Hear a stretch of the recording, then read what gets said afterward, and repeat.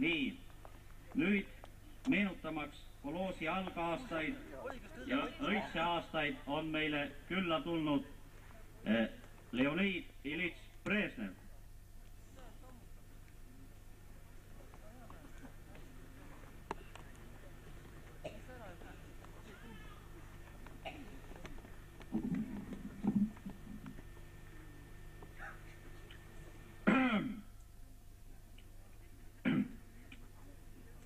Уважаемые друзья,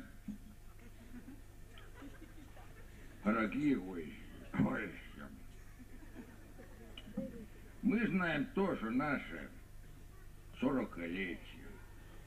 В этом эстонском отношении международном отношении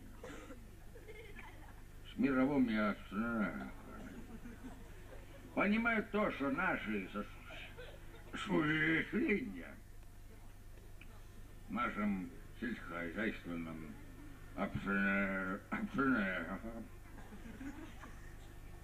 поднимают нашу страну, наши вопросы, наши международные отношения в мировом обстановке. Дорогой председатель колхоза Петерман Уго Борисович, мы благодарны с вашим деятельностью и отношением нашим народом. Мы, эстонские народы, воздержаются эти вопросы, взаимное понимание, в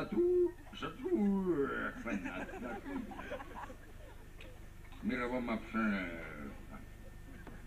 Но мы знаем и то, что все империалистические страны во главе с Соединенными Штатами Америки за гонку вооружения, за ядерную или электронную бомбу,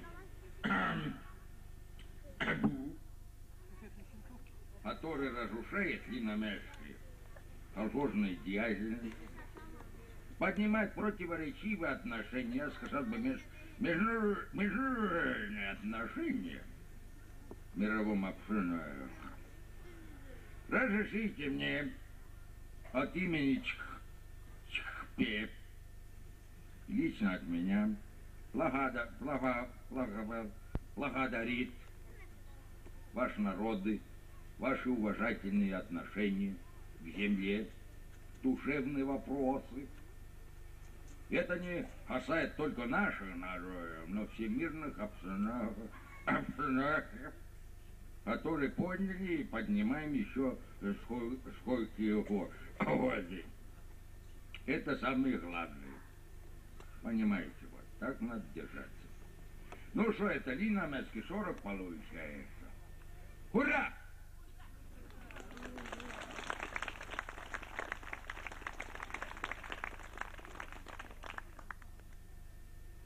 Sina ja sinu maa, sinu enda maa on ju sinu käes, sinu jalas, sinu suus ja enda omas. Sinu mõte on lahe, suur ja rahva tahe võidab ju oma tõtt. Võib-olla andke andeks, sellega lõpekski mu sõnavõtt. Palju õnne.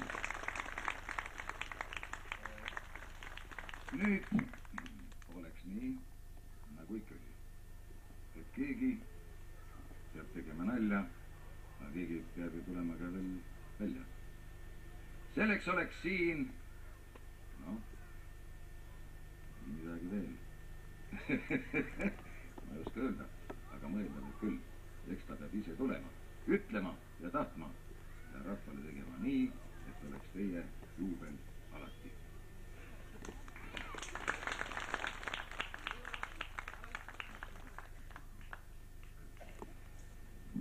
Tervist, kallid rahvad. Kuigi see mees tegi teile mitut häält, te ei öelnud ta oma nime. See mees on täna õhtul veel vähemalt ühe korra teie ees. See mees on Rein Toomingas. ja ah soo, mina soovin teile samuti omalt poolt palju õnne ja luban seda, et ka mind näete te täna õhtul veel hea mitu korda, aga nüüd võib-olla mõned niisugused lühinaljad. Esimene nali on see, mida ma hiljuti kuulsin. Muide, kas te teate, kuidas päästa Eesti rahvast alkoholismi surmast? See on väga lihtne. Kui Eesti soost inimene satub esimest korda kainestusmajja, 100 rubla. Teist korda 100 rubla ja hoiatus. Aga kui kolmandat korda, vaat siis ei ole midagi teha, siis võetakse pass ja kirjutatakse sisse venelane.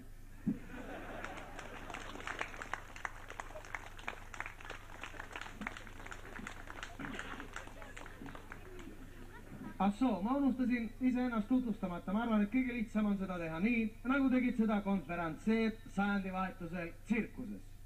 Niisiis, добрый вечер, дорогие дамы и господа! Сегодня и только для вас весь вечер на манеже дрессированный Ants Mattiisen. Juba minu hea õpetaja, kolleeg ja pedagoog Eino Baskin on ütelnud, et kui sa tuled rahva ette, siis kõigepealt vaata, kas nad naerda oskavad. Kui oskavad, on kõik korras, kui ei oska, mine kohe ära. Ma tükk aega mõtlesin, mida naljakat teile rääkida, aga teate, naljad sünnivad ju tegelikult elust enesest ja sellepärast enne seda, kui ma arvan, et ka teie päelikul ei ole midagi selle vastu, kui pärast seda minu lühikest sõnavõttu saadetakse kõik sööma. On nii, jah? Vah. Nii, tähendab, sellepärast ma räägin teile praegu ainult hästi lühidalt, sest ma näen, et mõned inimesed on juba ümber kukkumas suurest näljast. Nii, tähendab, ma räägiksin oma väga heast sõbrast, me saime temaga 3 aastat tagasi saime tuttavaks, Sotšis saime tuttavaks. No iseenesest nali Mattiisen ja Sotši. Aga muide, ta on rahvuselt grusiinlane. Ja kui ta käis mul külas Tallinnas, temaga juhtus igasuguseid imelikke asju. No näiteks ta läks üksi, ilma minuta, läks restorani Kevad. Tahtis seal endale tellida kanapoega, aga unustas ära, kuidas vene keeles kanapoeg on, noh, et sõpljonok või niimoodi. Aga kelner ei saanud kah gruusia keelest aru. No hakkas see sõber mu siis kätte jalgadega selgeks tegema, mida ta tahab. See käis umbes niimoodi. Слыши, дорогой, слыши, понимаешь, а? Слыши, принеси, понимаешь, такой... Понимаешь, такой маленький бежит быстро. Kelner vaatab talle otsa, ütleb, слушай, дорогой, они все раньше бежали. Что тебе надо? Слыши, дорогой, ты Петух знаешь? Знаю. Его жену знаешь? Знаю. Вот принеси их дочь. Pani selle tütre nahka, tundis suurt vajadust saada 1 tass teed. Aga unustas ära, kuidas vene keeles 1 on, kuidas 2 on, tead, kuidas 3 on, tead, kuidas šai on, tead, kuidas 1 on, meelest läks ära. Õudsalt tahaks 1 teed, rohkem mitte midagi tahaks. Mõtles tükk aega, siis kutsus jälle kelner enda juurde ja ütles. Слыши, дорогой, принеси мне 3 чая, 2 моментально обратно. Ta rääkis mulle ka 3. loo. Kujutage endale ette, palavusmäed, sõidavad grusiinlased plaanvankriga kodu poole, jalad üle serva maas, juba pool päeva loksunud, enam mitte midagi näha ei taha, ainult koju tahaks. Palavusmäed, järsku ühel mehel jäi jalg ratta vahele. See pistis karjuma. Teised selle peale. Haliola, dilivola, hoo.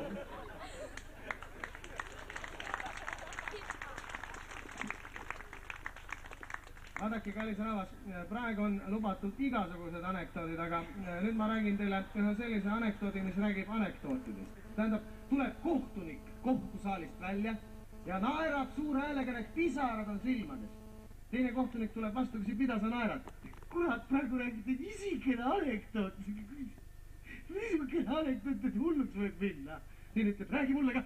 Ei saa, ma andsin just 15 aastat.